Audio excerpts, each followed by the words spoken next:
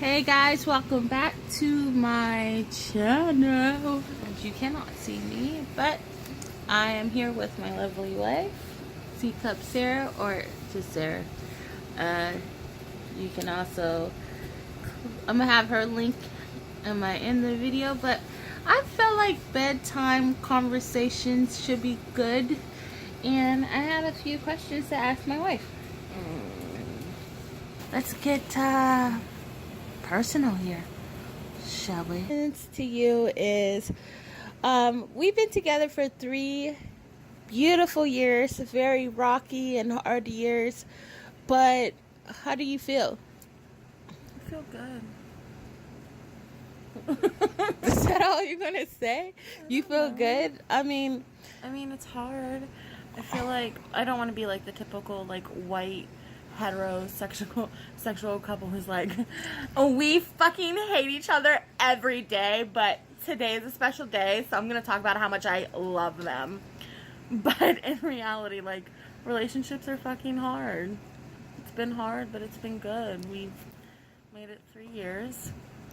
We've grown a lot as people, individuals. We've grown as a couple. We have 2 fucking children. potential. So we're foster parents, and fostering is about reunification if it's safe with bio parents. But I still feel like any kid that comes into my life that I foster, whether we end up adopting that child or not, they're still my children. I still feel like they had a huge impact in my life and how I want to be a mother. And I feel like I'm going to have a huge impact on their life, So they're my children, whether we adopt them or not. And why did you choose to be a foster parent? What led us become foster parents? So I think it's so weird that I'm a foster parent, because I used to talk about the system all the time and how fucked it is, because it really is fucked. Like, even being in it and seeing how it works, and it's not all terrible, foster care is just sad by nature. But when the laws work against the children and for the parents, it's really sucky. And I used to talk about that a lot even when I was younger, because I had a lot of kids, or not kids, I had a lot of friends who were in foster care, or spent time in foster care. So I've always had a very strong opinion about it. But, we got to the point that we really wanted a family. And I feel like family for us is just a little different. Adoption, like normal adoption, was never and may never be an option for us. It's expensive, and there's children in the system. While the system might be fucked, there's still children in it who need our help, and I think that's most important. It's hard, it's so difficult, and I think about it now, about how far we've come with our foster son, and it's insane, because if I would have thought 3 months ago we'd be where we are with him today, I would have called you a fucking liar. Like, it's insane, he's grown so much, we've grown so much. I don't know, it's just crazy. So yeah, anyways, we're here because we wanted a family, and this was the best option for us, and we wanted to help other people. Jenny's always talked about wanting to be a foster mom, and I think it's fitting, even though the system kind of sucks sometimes, there's still children in that system. Can you tell our subscribers, your subscribers and my subscribers, how did we meet? We met on Tinder. Thanks. This so is not weird.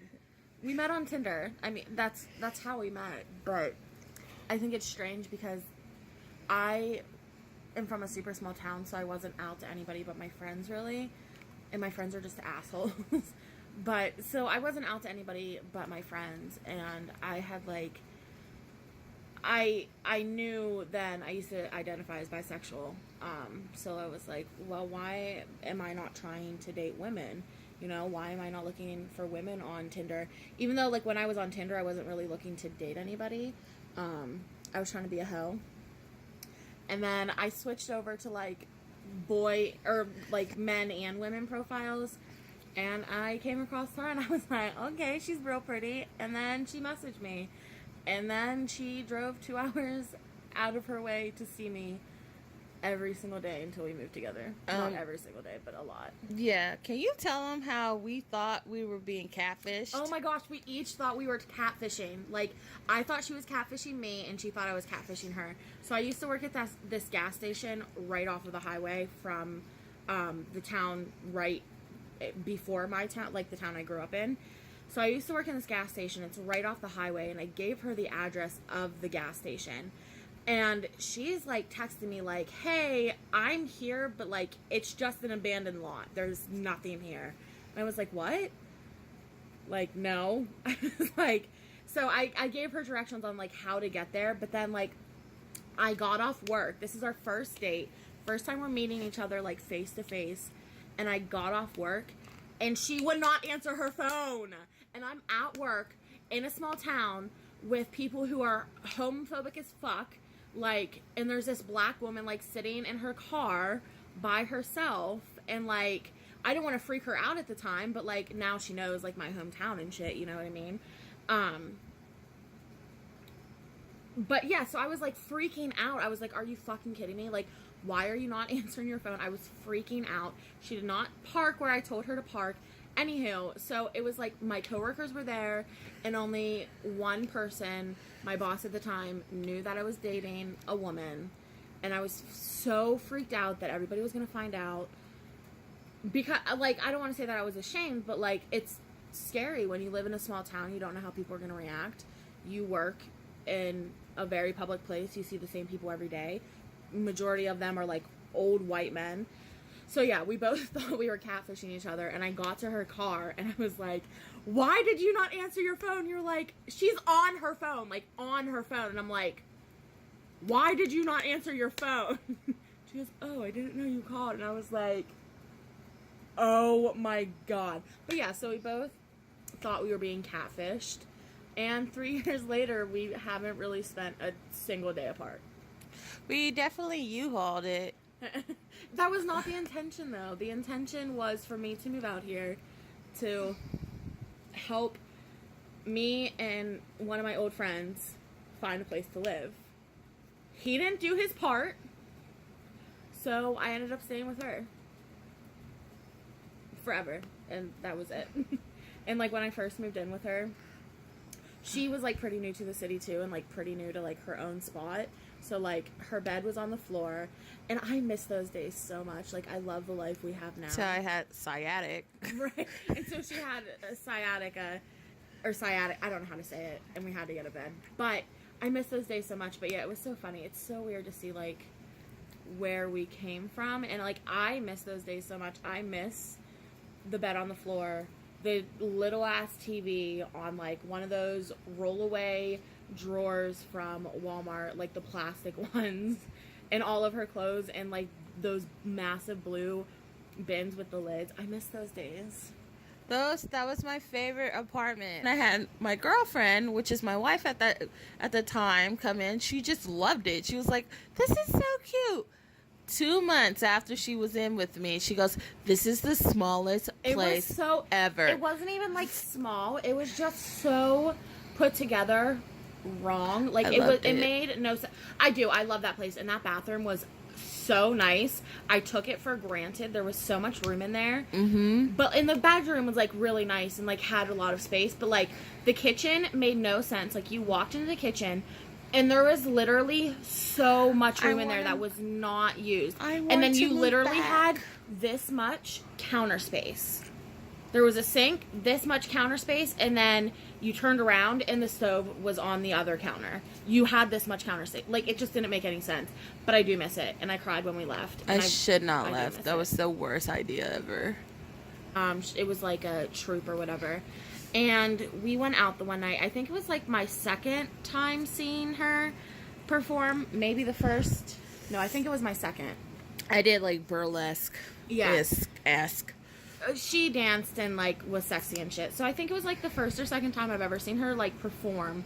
And I think it might have even been the last. That was so long ago. Holy shit. Anywho, so, yeah, we were on our way to, were we going to Ritter's? Or were we, I know we were driving past Ritter's, which is an old diner. We were driving past Ritter's. We were driving past Ritter's, which is an old diner here in Pittsburgh, around the neighborhood that we're in. The food is really shitty. Service is really shitty, but it's like a staple. The service is so cool. These ladies are so sweet. You're so full of it. They're sweet, but it's shitty service. You wait forever for like a ranch cup. You have to remind them like 20 times. Anyways, it's just a staple here in Pittsburgh if you like live in the area that we live in. But anyways, so I don't remember if like we were going to eat there or if we were just driving past. I love and we were like, she's full of shit. Their food is okay. It's not good food. Like, it's just... They have really good hash browns.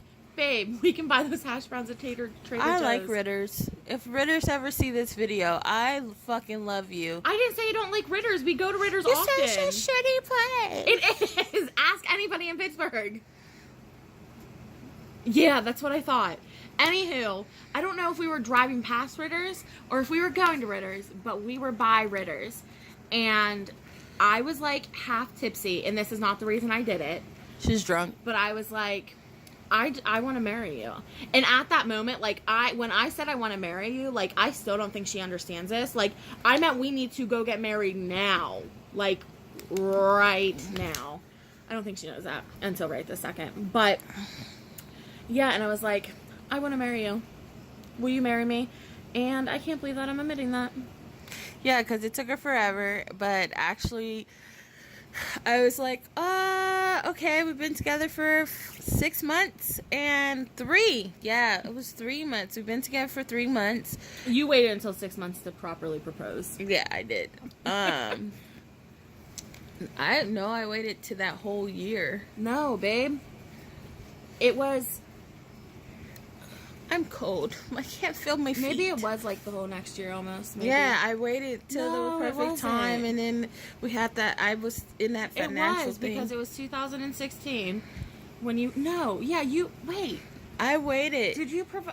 I moved out here in properly- 2015. Wait, babe, I'm trying to work this out. I moved out here in 2015, like late August, early September. Right. Like I fell in love with her on the first date. So yeah, can we talk about something else other than my feelings? Before she gives you like a national, I'm about to cry in my No, I'm not gonna cry. I just don't want to talk about my feelings. Lost so many things. I'll talk about my tonight. You know, that's really gonna be on live. But don't forget to like, subscribe, and comment. And comment. Are you like sucking away? Sorry. Anyways, don't forget to like. Babe. Don't forget to like, comment, and subscribe to her because she's funny. And then go over to my channel. It's C Cup Sarah. And hang out with me. Okay. All right, bye.